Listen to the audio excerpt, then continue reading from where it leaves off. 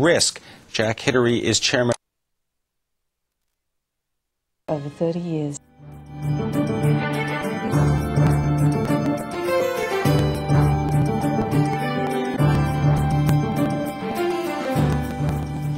Welcome back to Taking Stock. Merrill Lynch yesterday reported the biggest write-down in the history of Wall Street, $8 billion. But are hedge funds equally exposed to collateralized debt obligations and the mortgage market? And who's most at risk? Jack Hidary is chairman of Gemstone Capital Advisors. They advise hedge funds, and he joins me now. Jack, welcome back. How are you? Tell me what's going on in the hedge fund world. We've heard from a lot of the big brokerage firms and a lot of the big banks about the problems that they've had with a lot of these collateralized debt obligations and subprime mortgages, but you haven't heard all that much coming from the hedge fund community. What's going on? Well, it really is a story of different strategies. It really goes by strategy. There are some hedge funds who really expose themselves to the CDO market. Obviously, the fixed income strategies are foremost among them. For Q3, they were down 4.14%. But some strategies, such as emerging markets, were up 4%. In fact, short selling was up, of course, 6%. So it really was a differentiation by strategy in terms of the story for Q3. But when you look at the hedge fund universe, are we going to see or hear any blow-ups in the hedge fund industry as a result of this? There are definitely going to be some closures. We have to remember, people don't hear about them very often, but there's about 130 closures of hedge funds every quarter. Every quarter. Now, there's about 250 new ones every quarter, but about 130 close every quarter. One thing that kind of buffers the hedge fund industry is that 60% of the assets of the hedge fund industry, 60% of 1.8 trillion, are in hedge funds of $5 billion or more. And another 27% are in hedge funds of 1 to 5 billion. That means that 87% of the assets of hedge funds are in very large funds that are often diversified across many classes, assets, and strategies. And so that means that we're probably not going to see a mega blow up, but we probably will see some funds within fund families close down. But let me put it to you. I mean, when you use the word diversification, now that was often the term used to describe a lot of the strategies at big investment banks or brokerage firms. And I just wonder if you're talking about outsized returns, which seems to be what hedge funds are aiming for, don't they also run the risk of producing those outsized losses? Well, I think more hedge funds got a bit risk averse with some of the dot-com crashes and previous bubbles, and so they're really looking more for the absolute returns, not necessarily outsized returns. Hedge fund returns have really come down in the past 5 years across the board. In fact, for Q3 overall, hedge funds were only up 1.3%. So this is not necessarily a class, an asset class as a whole that's going to give you outsized returns. Now, emerging markets within hedge funds tends to still give you really good returns, and they're up 20% year to date. But as an asset class, it's not necessarily going to give you the outsized returns that it was back in the 90s. Tell us a little bit about, as you described, the emerging market funds. Tell us a little bit about the strategies that you've seen that are performing the best and the worst. Yeah, certainly the emerging markets continue to perform very well. If you look at Brazil, India, China, these funds that are focused in those areas are doing really well with 20–25% returns across the board. You also have now a new phenomenon, Pim, which is that the national governments, the pension plans of Korea, Brazil, India, and other emerging markets are now entering the hedge fund investment space. They're now taking a piece of their pension funds and putting it into hedge funds across the world, globally. This is going to change the nature of the hedge fund asset class.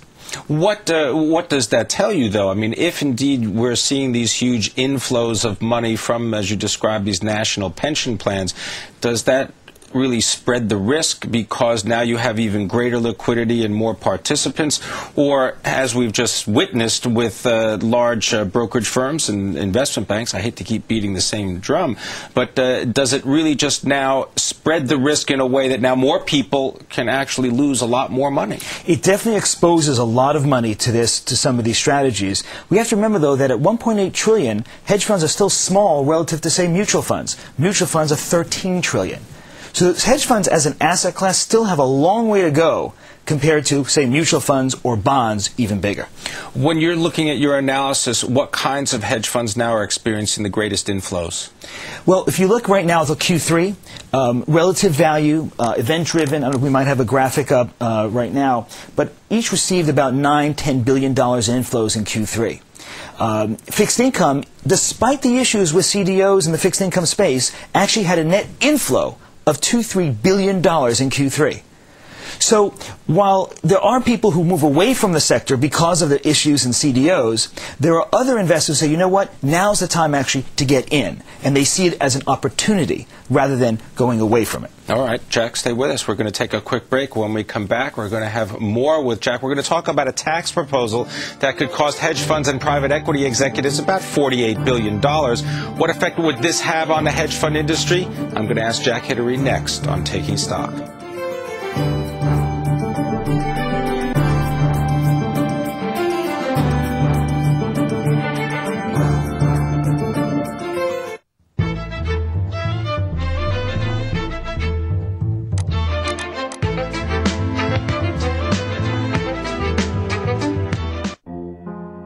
Sometimes a substitute just won't work. And when it comes to options, there's no substitute for CBOE.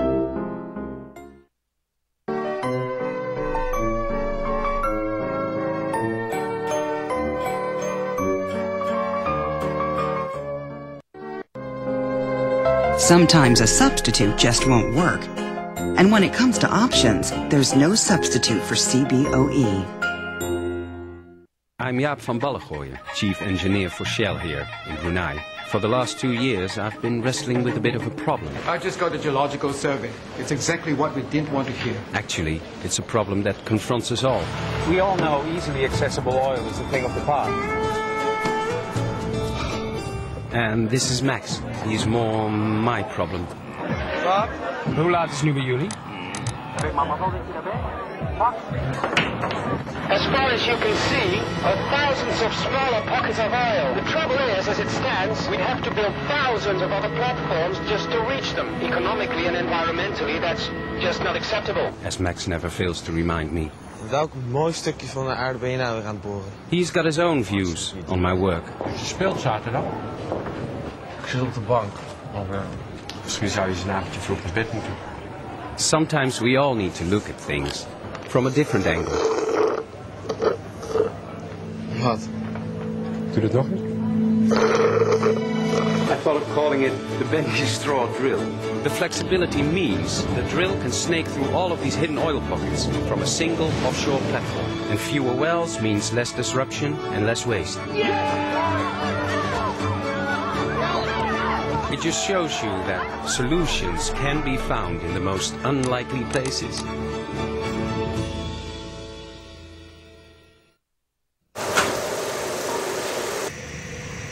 Hot enough for you?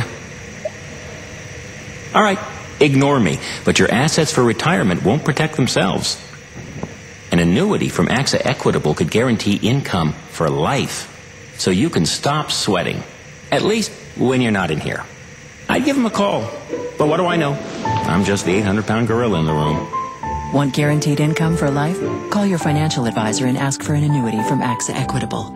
I've always felt that, as a kid, that if this great country had given me an opportunity to earn a decent or even a more decent high salary, that I had an obligation to pay taxes, to keep the government going, and to provide services for those people who are less fortunate.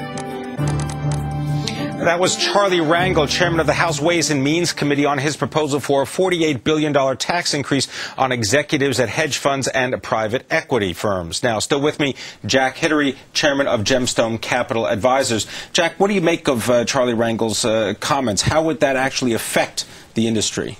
Well, it would have a major impact, obviously, on some of the major general partners of many of these funds. The fact is that the proposal today is not really going to affect anyone for 5, 6, 7 years, because initially it would have to be considered by the House, then the Senate, and the President would have to sign it. This President would not sign it, so probably the next President would have to be presented